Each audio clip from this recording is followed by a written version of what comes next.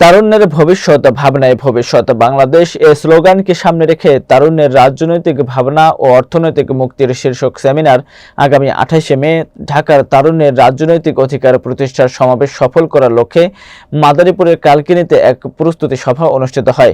আশরাফুর রহমান হাকিমের তথ্যচিত্রে থাকছে বিস্তারিত।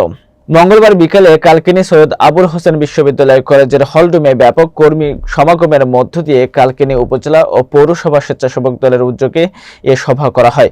এতে উপজেলা স্বেচ্ছাসেবক দলের আহ্বায়ক শহীদুল ইসলাম ব্যাপারের সভাপতিত্বে ও উপজেলা স্বেচ্ছাসেবক দলের সদস্য সচিব মোহাম্মদ নাজমুল হোসেনের সঞ্চালনায় উপস্থিত ছিলেন জেলা স্বেচ্ছাসেবক দলের আহ্বায়ক শাহাদাত হোসেন ও সদস্য সচিব পারভেজ হোসেন সহ জেলা ও উপজেলার বিভিন্ন নেতৃবৃন্দ।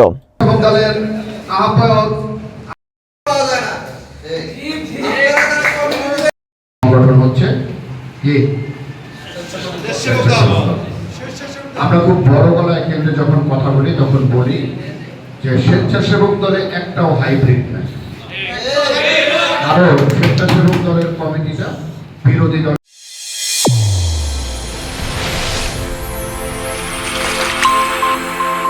চ্যানেল A1 হৃদয়ের স্পন্দন।